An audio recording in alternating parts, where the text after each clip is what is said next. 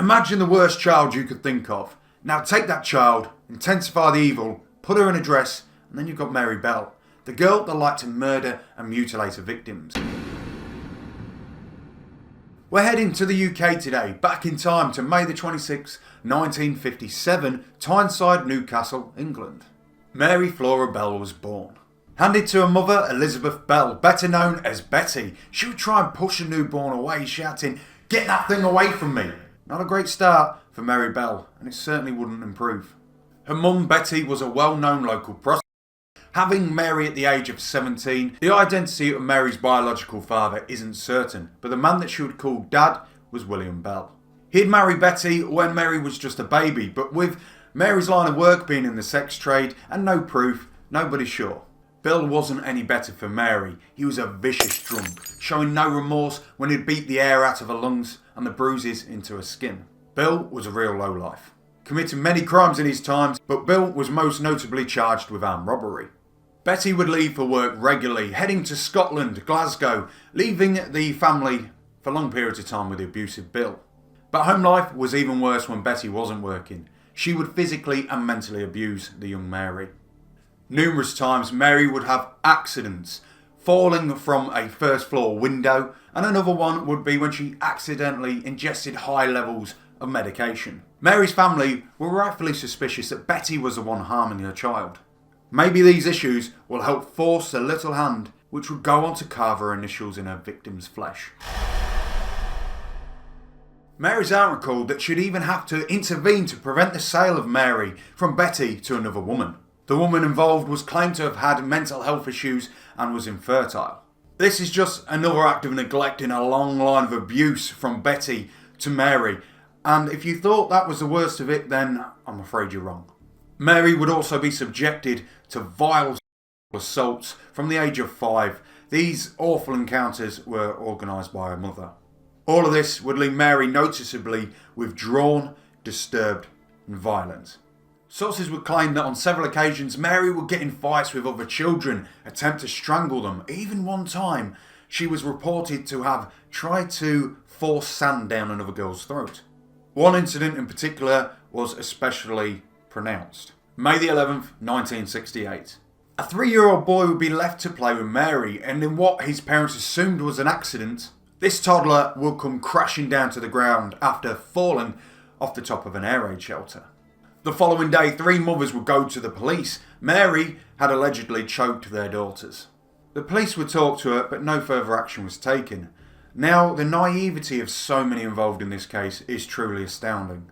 2 weeks later, May the 25th, 1968, the body of a sweet little 4-year-old boy, Martin Brown, would be discovered lying on a cold, hard floor in an abandoned house. Number 5, St Margaret's Road. Martin's body would be found tragically cold, but appeared untouched. Deemed initially an accident, the police seemed neglectful.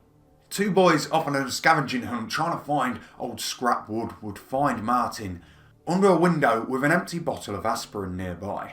They'd run off to alert some local workmen nearby and soon formed a curious and you could say morbid crowd of bystanders, staring mouth wide at the deceased child. The police would arrive and canvass the area. They assumed that Martin had unfortunately and unwittingly taken an overdose of the aspirin by accident.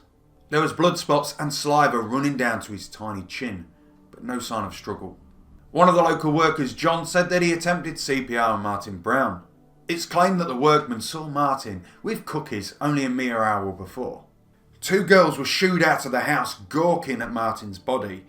One of these girls was 13-year-old Norma Bell and the other one was 10-year-old Mary Bell.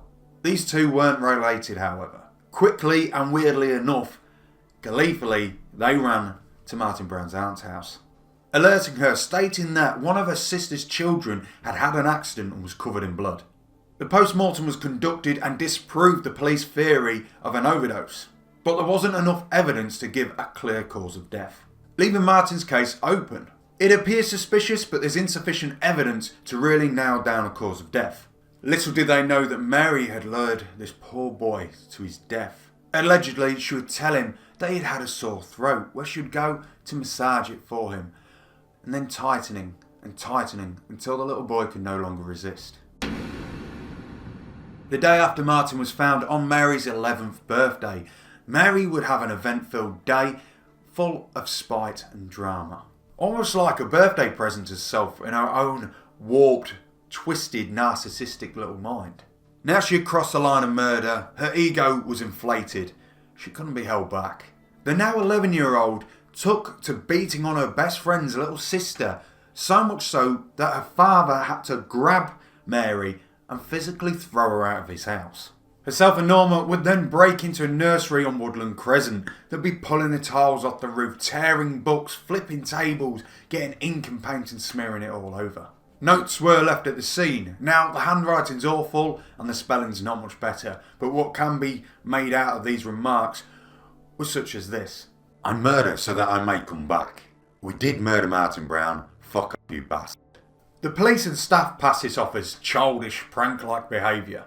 What was also passed off in this time was Mary's unsettling artwork. She had drawn a picture of a boy laid down in the same circumstances as Martin Brown, with a pill bottle labelled tablet. Once again, this would be brushed off. After Mary's first kill, she confirmed something to herself, something that she always knew. She loved it. Trying to relive the moment to herself, she would go on to torment Martin's family, knocking on his aunt's door, asking questions like, how sad is Brian's family? It got so bad that Rita stopped answering her door. Even worse, days later, before Martin's funeral, Mary and Norma would call Martin's mother and ask to see Martin. She'd respond, confused and mournful, that he had passed away. Oh, I know he's dead. I want to see him in his coffin. The 11-year-old Mary loved the emotional turmoil that she had caused. July 31st, 1968, the girls would strike again. This time, an even younger boy would be left abandoned, cold and still on some wasteland after Mary Bell had strangled the 3-year-old Brian Howell.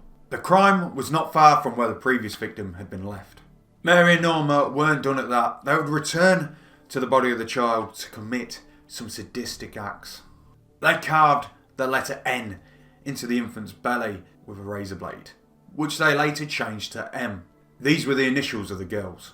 Mary brought some scissors to further defile the boy's body, cutting his hair, slicing his legs, and mutilating his genitals. The police were quick to act this time, finding Brian Howe's body up to 7.5 hours after the act was committed. They finally overcame the ignorance that they had first adopted, realising they had a second victim to the same killer. They started their investigation in the local area, especially the children, 2 of which stood out amongst the rest, Mary and Norma Bell. Norma was questioned about the murder of Brian Howe, and it's claimed that she couldn't keep a smile off of her face the whole time. She was simply excited to be wrapped up in the investigation. Mary Bell was dodging questions the police would ask to her and claimed that she had seen Brian Howe playing with an 8-year-old boy carrying scissors. A big blunder here. The police hadn't released the scissors information to the public. A detective would watch Mary from the wings at Brian's funeral, noting that she appeared excitable throughout. The police would haul Norma back in again. They would try to crack who they saw as the lock on this investigation. She would spill the beans. She told them everything, even stating that Mary had told her that she enjoyed strangling these poor boys and even the mutilation of the 3-year-old Brian. Accusations would fly back and forth between the girls until Norma's parents would step in to defend their daughter's character. She'd never do it, it must be Mary. Explaining that Mary had a long history of violence. 5th of December 1968. They would have their time in court. 2 weeks later, the 17th of December, Norma was told she'd be free for Christmas. She was acquitted of all charges. Mary, however, wasn't as fortunate. She was convicted of manslaughter on the grounds of diminished responsibility, following the jury listening to psychiatrists stating that she had clear signs of psychopathy, psychopathic personality disorder. Judge Cusack was quoted as saying she posed a very grave risk to other children. She was initially sent to a secure unit in St Helens, Lancashire, called Red Bank, but she was moved about a fair bit during imprisonment. During this time, Betty would rear her head again, selling all the stories of her daughter and pages she claimed Mary had written, all to make a quick buck. September 1977, 9 years into her sentence, Mary briefly escaped from her Moore Court open prison. These open prisons, I've got one near me, and this kind of stuff happens more than you'd probably think. She was caught and lost her privileges for 28 days. After serving 12 years in various prisons, Mary Bell was released at the age of 23 and she was granted total anonymity. A concerning part to this story for me is that 4 years later, she'd end up having her own daughter. Also, to this day, we will never know truly how much of a role Norma had played in the deaths of Martin and Brian. A biography was written, Cries Unheard, and Mary would contribute to this herself and was also paid for it. Bell's daughter's anonymity was supposedly meant to end when she turned 18. Mary Bell took to the court and won a battle to extend her daughter's anonymity and her own for life. The widespread public still don't know if Mary's alive or where she may be.